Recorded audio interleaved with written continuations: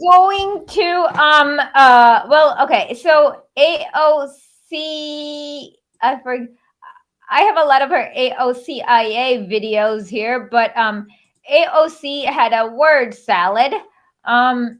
Do you guys like AOCIA or CIAAO? No, AOCA. CIAOC. I know you can either do AOCIA or you can do CIAOC. Which one is better? We should have a poll. One's like Chowk. Chowk.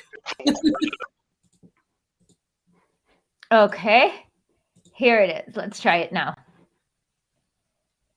Okay. Okay, let's hit play then.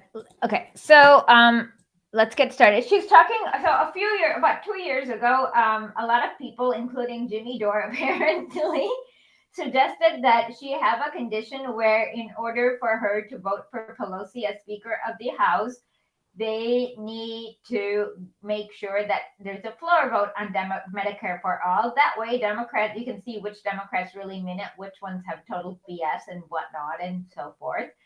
Anyways, AOC said that was not a good idea for a number of reasons.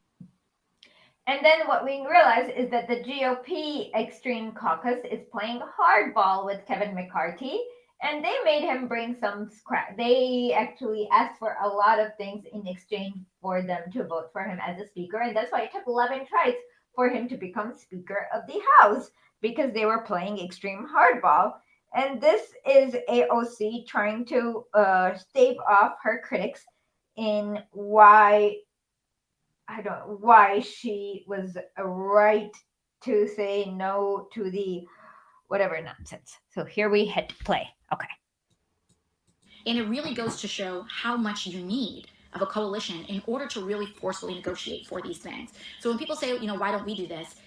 First of all, there's a lot of cost and dysfunction. Second of all, those people who are holding out right now, they may have made certain structural gains, but they have also made incredible reputational and relational harm within their caucus. And so if you... Who fucking cares about the relational harms within your fucking caucus?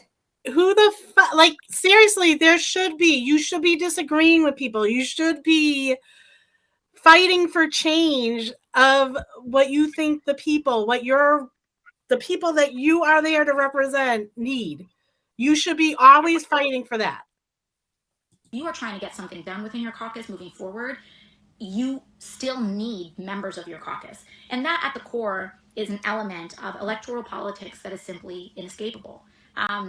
Even when you look at someone like Bernie Sanders' tenure in the House, where he was the amendment king, you needed your party to pass your amendments. Okay, this is based on an entirely flawed assumption.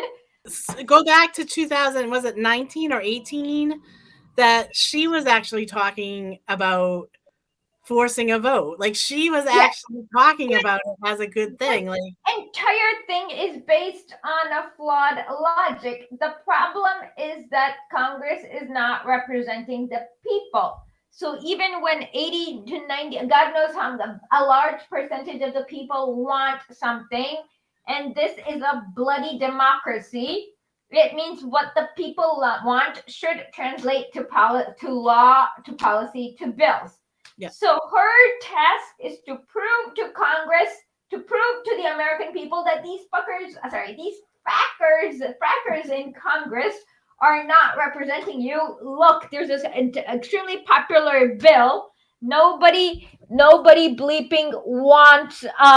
Nobody is going to come up with nobody's going to do shit. Even though, and so it's not about the relationship with. It's not about convincing idiots within your caucus to do the right thing, because they will never do that. It's like the Tsarist Duma, and it brings up to our segue to our piece. But let's continue a little bit before we bring up our piece.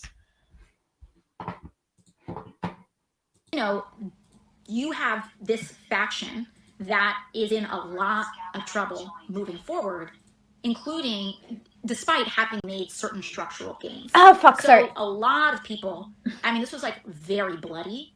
Think of it like a really bloody bar fight. No one comes out with all their teeth, without any broken noses, with like, you know, everyone has had some blood drawn, and we haven't even been sworn in yet. As opposed to the Democratic caucus. Now, the strength here, when you are in a minority, the play here is to be united as much as possible. Because if you don't have people who But break, they're uniting with You're what? they're Okay. not uniting together. Hold on. Okay. Yeah. Exactly. And let us look at. Oh my God! I just want to read Lenin's on unity right now. Because I know this is not planned, but it's not very long. And oh my God, uniting under what? There is no unity to. Okay, Lenin on unity. Okay, unity is a great thing and a great slogan, but what the workers' cause needs is the unity of Marxists, and not unity between Marxists and opponents and distorters of Marxism. We must ask everyone who talk about unity with whom? With the liquidators? If so, we have nothing to do with each other.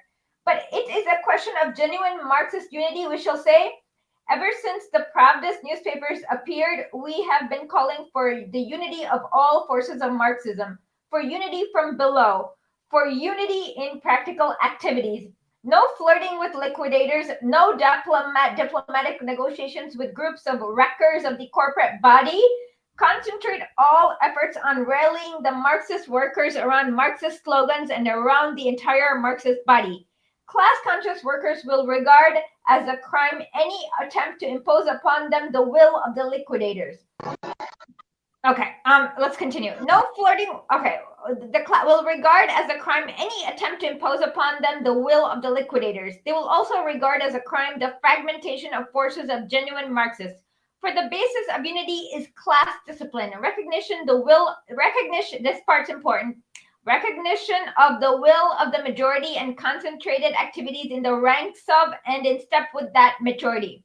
We shall never tire of calling all the workers towards this unity, this discipline, these concerted activities. Mm-hmm.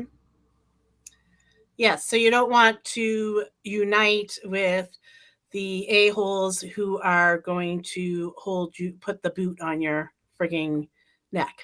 Yeah. Mm-hmm. The ones that don't want to do any change. So she's talking about, oh, we need to stay united. Okay, you're staying united with the party that you promised to fight against, to bring us, you know, to actually go in there and change it from the inside. That's what all these progressives promised, that they were going there and they were going to change the Democratic Party for us. And they're not. They're not. And this is the bullshit. Like, yeah, what kind of unity is this bullshit? Okay, let's continue. Be sure to hit like, subscribe, and check out historically.net. You can also show your appreciation by buying a super thanks.